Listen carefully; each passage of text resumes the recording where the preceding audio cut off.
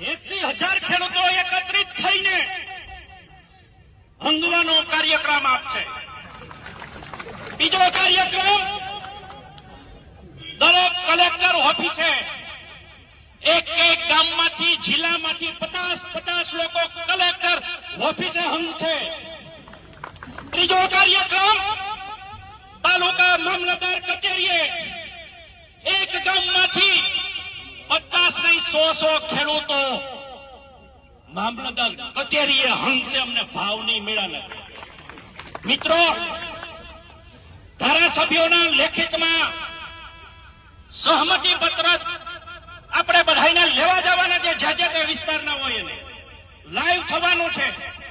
આપણા મતથી ચૂંટાયેલો માણસ પરેશભાઈ ગૌસ્વામીને સમર્થન આપીને 3 લાખનું દેવું માફ કરે એવું સહમતિ પત્રક દરેક ધારાસભ્ય અને સાંસદ સભ્ય પાસેથી લેવાનું છે. જે સમાજના માચડાઓ ખડકીને બેસી ગયા છે,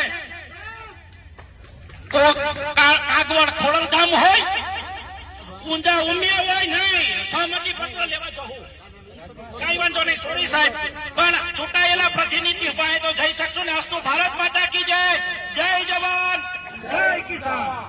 તમે આ વિડીયો સાંભળ્યો ને? આ વિડીયો ક્યાંનો છે ને હું તમને કહું. ઓલો આપનો નેતા પરેશ ગોસ્વામીએ આ નિર્દોષ ગુજરાતના ખેડૂતોનો ખંભાનો ઉપયોગ કરીને પોતાના રાજકીય રોટલા શેકવા માટે તેને આપના નેતા પરેશ ગોસ્વામી અને આમ આદમી પાર્ટીએ જે ખેડૂતોના નામ ઉપર ખેડૂતોના ખંભે બંદૂક રાખી આ નિર્દોષ ખેડૂતોને ભોળવીને જે આંદોલનનું તરકટ જુનાગઢની અંદર કર્યું છે ને, એના સ્ટેજનો આ વિડીયો છે. હવે તમે વિચાર કરી લો કે આમ આદમી પાર્ટીના સમર્થકો, આપના નેતા પરેશ ગોસ્વામીના સમર્થકો જે સ્ટેજમાં માઇકનું ભૂંગળું હાથમાં આવી જાય એટલે એના મગજની અંદર ગંદકી જે રહેલી છે, ગંદકીને જાહેરમાં માઇકનું ભૂંગળું હાથમાં આવી જાય એટલે ફાકા ફોજદારી આવી કરવાની ચાલુ કરે, તો તમે આના સંસ્કાર તો જોઈ લો. અને આ પાછા આમ આદમી પાર્ટીના આવા સમર્થકો છે. અને હું તો એમ કહું, સમર્થક ને આમ આદમી પાર્ટીનો મુફતિયો આપ્યો દેશે. જેમાં આપનો નેતા પરેશ ગોસ્વામી જે રીતે ગુજરાતના ખેડૂતોને ગુમરાહ કરીને એ આપનો નેતા છે ને, એવી જ રીતે આ પણ આપનો કઈક નાનો મોટો નેતા જ હશે.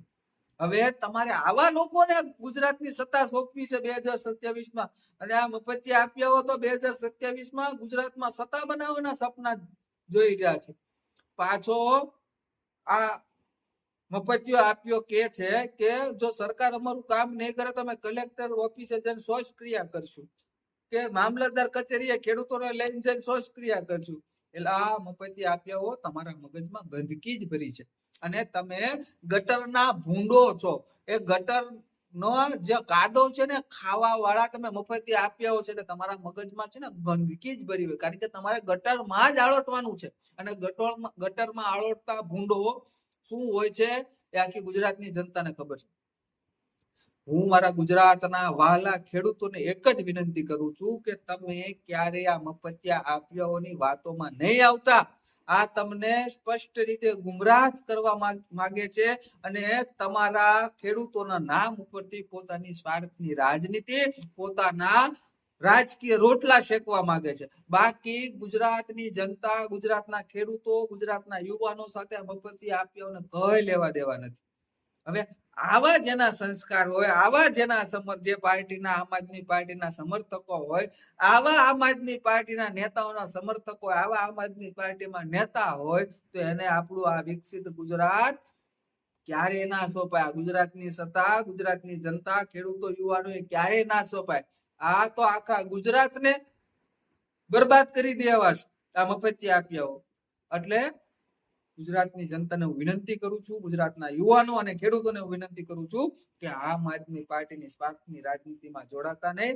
જે પાર્ટીએ ખેડૂતો માટે, યુવાનો માટે અને ગુજરાતની જનતા માટે સતત 30 વર્ષથી કામ કર્યું છે, ભારતીય જનતા પાર્ટીને આપણે આવનારી ચૂંટણીમાં ફરીવાર ભવ્યથી ભવ્ય વિજય બનાવવાની છે અને મત આપીને આપણે ફરીવાર એક દાખલો બેસાડવાનો છે કે ગુજરાતના ખેડૂતો, ગુજરાતની જનતા અને ગુજરાતના યુવાનો હર હંમેશા ભારતીય જનતા પાર્ટીની સાથે છે.